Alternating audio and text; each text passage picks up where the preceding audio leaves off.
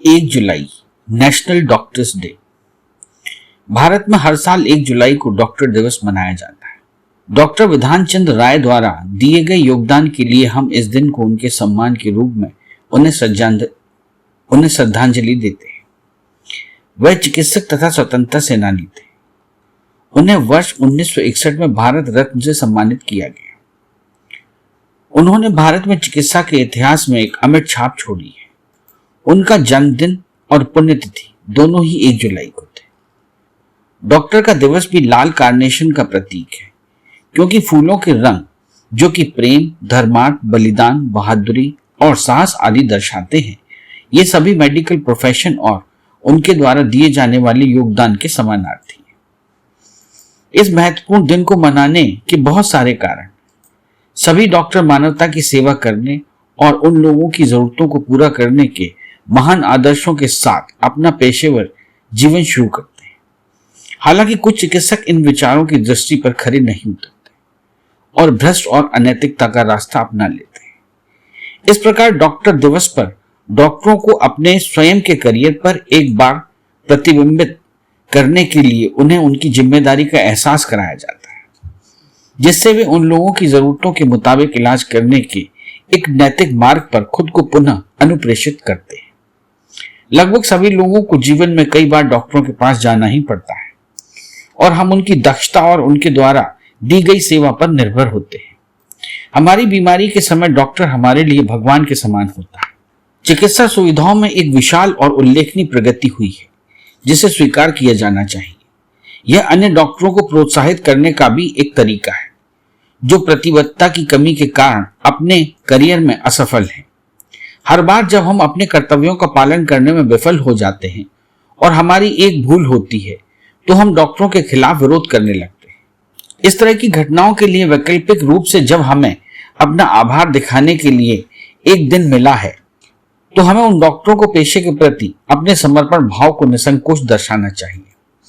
आमतौर पर देश के अधिकांश हिस्सों में डॉक्टरों के योगदान के लिए उन्हें ग्रीटिंग कार्ड और फूलों के गुलदस्ते दिए जाते हैं। इसके अलावा वे एक साथ मिलते हैं, जहां चिकित्सा पेशेवरों को अपने अनुभवों को साझा करने के लिए आमंत्रित किया जाता है और कुशल डॉक्टरों को सम्मानित किया जाता है। आमतौर पर इस समारोह में डॉक्टरों को रोगियों द्वारा बधाइयां दी जाती हैं। 1 जुलाई इंटरनेशनल जोक डे। विश्व में आज हर इंसान को कोई ना कोई दर्द है। किसी को रोटी की चिंता है, तो कोई अपनी जिंदगी के दर्द से बेहाल होता है। दर्द चाहे कुछ भी हो, चेहरे पर मुस्कान उस दर्द को कम करने का सबसे आसान और सही तरीका है। यूं तो हंसी को दुनिया की सबसे कारगर दवाई के रूप में भी माना जाता है, लेकिन इसकी सबसे बड़ी बात यह है कि यह मुफ्त में मिलती है। यूं तो हंसने के कई बहाने होते हैं, लेकिन इनमें से सबसे आसान तरीका है चुटकुला, जोक्स और व्यंग अक्सर हमारी हंसी को बेझिझक बाहर निकालते हैं। दुनिया में हजारों किस्म के चुटकुले प्रचलित हैं। कुछ किसी प्रमुख व्यक्ति विशेष पर आधारित होते हैं, तो कुछ किसी समुदाय विशेष पर। अक्सर चुटकुले हमारी हंसी की वजह बनते ही हैं। हंसी जीवन के लिए अहम है और चुटकुले हंसी के लिए अहम है। महात्मा बुद्ध के कई शिष्य थे। उनमें से एक थे जापान के होतेई। ऐसा माना जाता है कि जब होतेई ने ज्ञान की प्राप्ति की और तब वह जोर जोर से हंसने लगे। तभी से उन्होंने अपने जीवन का एकमात्र उद्देश्य बनाया लोगों को हंसाना और खुश देखना। होतेई जहां भी जाते वहां लोगों को हंसाते। इसी वजह से जापान और चीन में लोग उन्हें हंसता हुआ बुद्धा बुलाने लगे, जिसका अंग्रेजी में अर्थ है लाफिंग बुद्धा। हालांकि बौद्ध गुरुओं की तरह लाफिंग बुद्धा के भी अनुयायियों ने उनके एकमात्र उद्देश्य को दुनिया में फैलाया। चीन में लाफिंग बुद्धा को धन, वैभव, संपन्नता, सफलता और सुख शांति का देवता मानते हैं। बुद्धा के हंसते हुए चेहरे को खुशहाली और संपन्नता का द्वार समझा जाता है। चार्ली चैपलिन कहते थे, जिंदगी में सबसे बेकार दिन वह है जिस दिन आप नहीं हंसे। हंसने से मानसिक तनाव में कमी आती है। हंसने से टी सेल्स की संख्या में वृद्धि होने से हृदय रोग की संभावना कम होती है। हंसने से अल्सर, अर्थराइटिस, स्ट्रोक, डायबिटीज आदि के प्रभाव में कमी आती है। हंसने से ब्लड प्रेशर में कमी आती है। उस दिन को बेकार समझो जिस दिन आप हंसे नहीं। चेहरे की एक मुस्कान ही धरती पर एकता और शांति की शुरुआत है। हंसने से सकारात्मक ऊर्जा का विस्तार सारी धरती पर होता है। हास्य फिल्में तथा उनके हास्य से भरे गाने भी व्यक्ति के जीवन में खुशी लाने के लिए महत्वपूर्ण भूमिका निभा रहे हैं। हंसी और चुटकुलों के इसी संबंध को समझते हुए हर वर्ष 1 जुलाई को अंतर्राष्ट्रीय चुटकुला दिवस के रूप में मनाया जाता है। अंतर्राष्ट्रीय चुटकुला दिवस को दुनिया में हंसी फैलाने के मकसद से मनाया जाता है। 11 जुलाई विश्व जनसंख्या दिवस। दुनिया भर में बढ़ती जनसंख्या के प्रति लोगों को जागरूक करने के लिए प्रत्येक वर्ष 11 जुलाई को विश्व जनसंख्या दिवस मनाया जाता है। इस दिन को मनाने का उद्देश्य यह है कि विश्व का हर एक व्यक्ति बढ़ती जनसंख्या की ओर ध्यान दे और जनसंख्या को रोकने में अपनी अहम भूमिका निभाए। बढ़ती जनसंख्या विश्व के कई देशों के सामने बड़ी समस्या का रूप ले चुकी है। खासकर विकासशील देशों में जनसंख्या विस्फोट एक गंभीर चिंता का विषय है।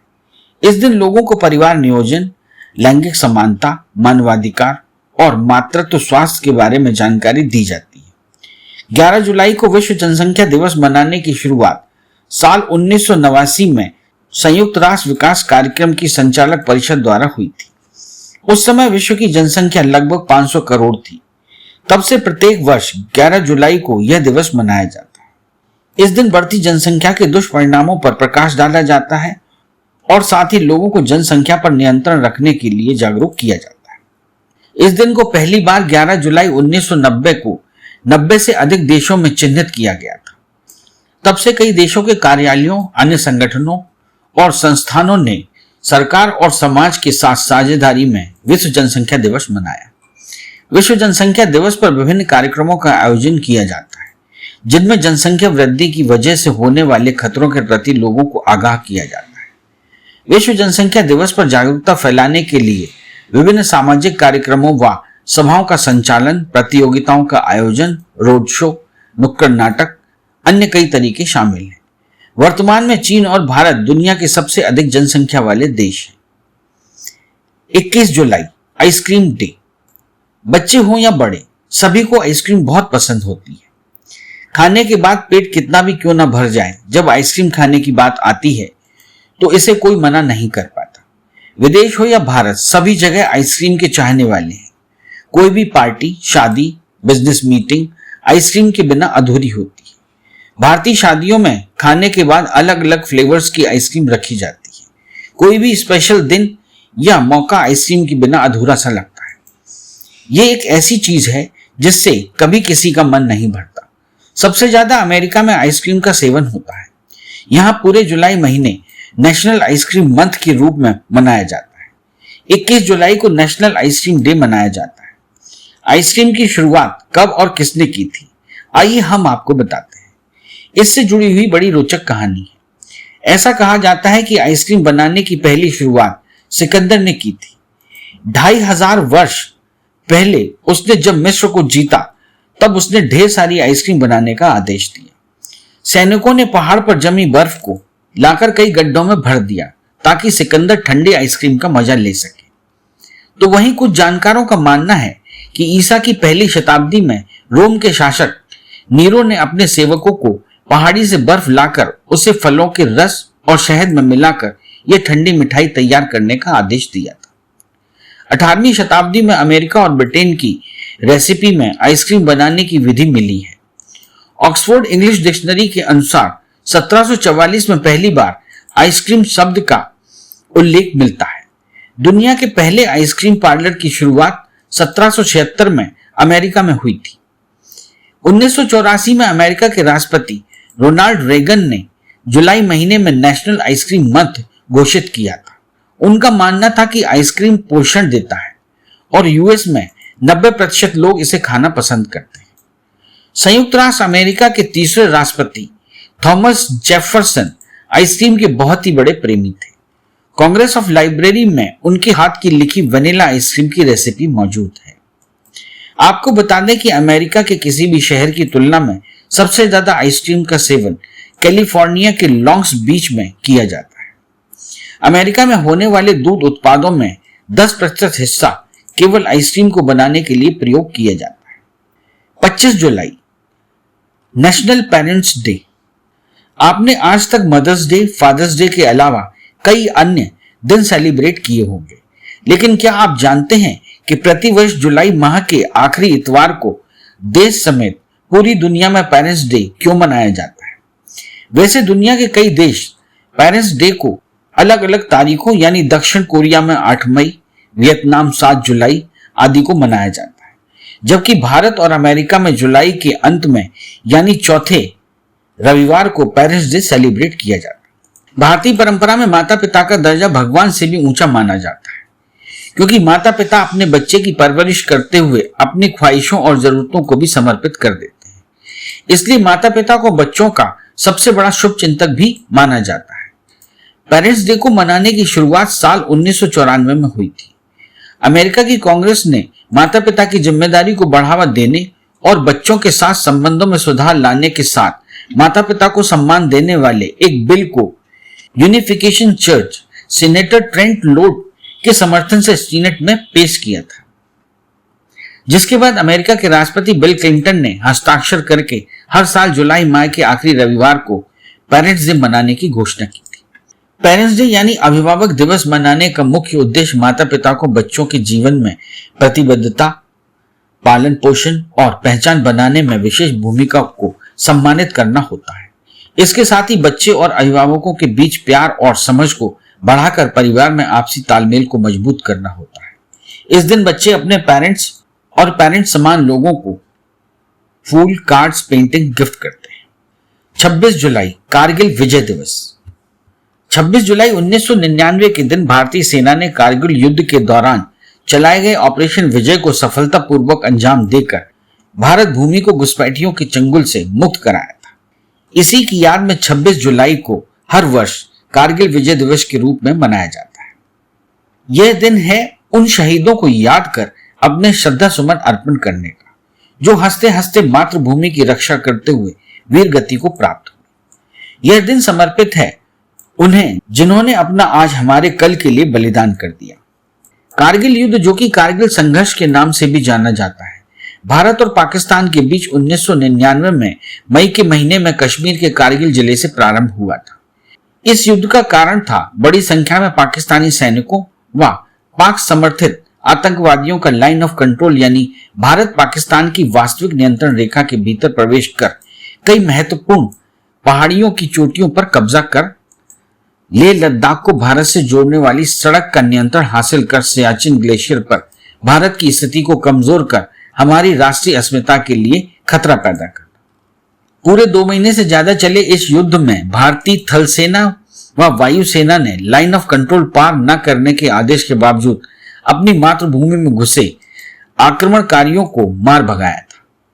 स्वतंत्रता का अपना ही मूल्य होता है, जो वीरों के रक्त से चुकाया जाता है।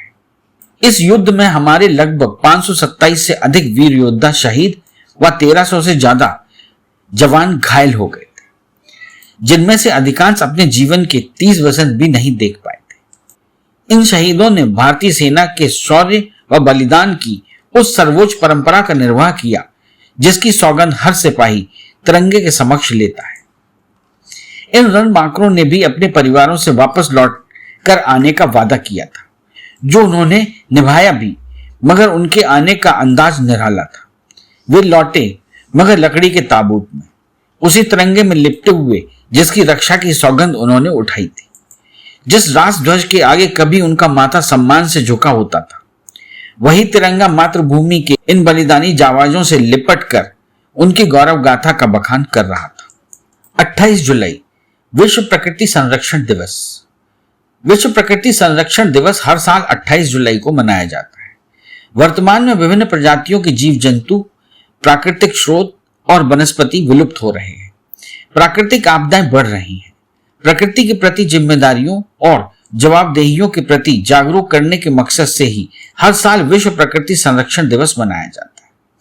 यह बात समझने की है कि अगर प्रकृति संतुलित नहीं होती है तो उसके दुष्परिणाम भी भुगतने होते हैं। समंदर की विशाल लहरें, नदी की कलकल बहती अविरल धारा, पहाड़ियों की गोद से दिखता आसमान का खूबसूरत नजारा, यह सब प्रकृति के वो दिलचस्प नजारे हैं जिन पर नजर जाती है तो फिर हटती नहीं। प्रकृति की इन्हीं खूबसूरत नजारों का गुलदस्ता है पर्यावरण, एक ऐसा आवरण जो दुनिया की सभी जीवों के वजूद का सशक्त आधार है। हमारी धरती और इसके आसपास के कुछ हिस्सों को पर्यावरण में शामिल किया जाता है। इसमें सिर्फ मानव ही नहीं, जीव जंतु और पेड़ पौधे भी शामिल किए गए हैं। कह सकते हैं कि धरती पर आप जिस किसी चीज को देखते और महसूस करते हैं वह पर्यावरण का हिस्सा है। इसमें मानव, जीव जंतु, पहाड़, चट्टान जैसी चीजों के अलावा हवा, पानी, ऊर्जा आदि को भी शामिल किया जाता है। पर्यावरण के आवरण में हर वो चीज समाहित होती है जो हमारी रोजमर्रा के जीवन से जुड़ी होती है। मिसाल के तौर पर हम पानी पीते हैं और उसके बगैर जीवन की कल्पना संभव ही नहीं।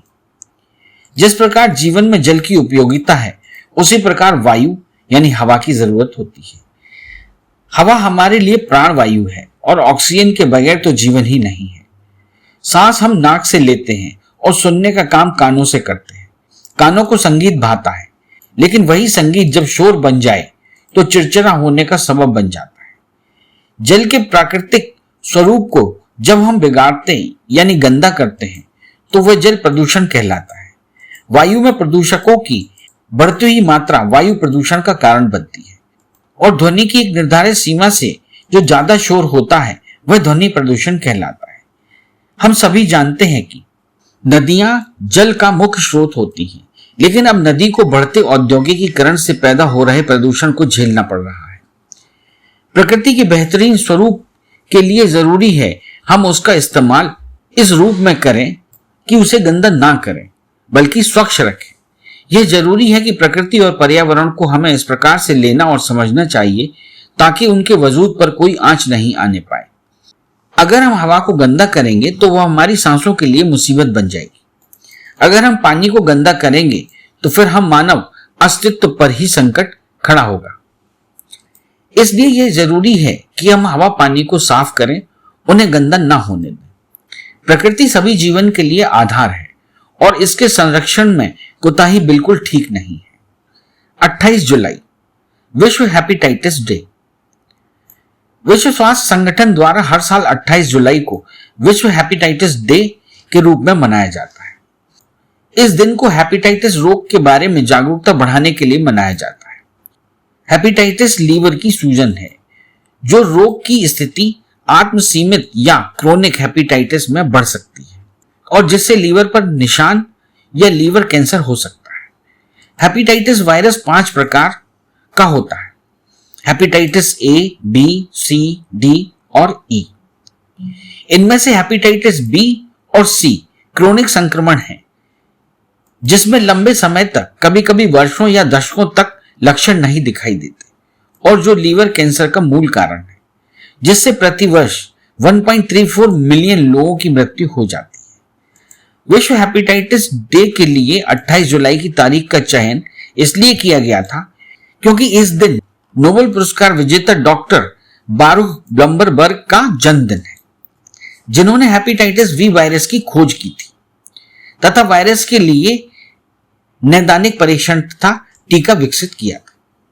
इस चैनल को लाइक और सब्सक्राइब करना ना भूलें। देखते रहिए बंजारा बीट्स।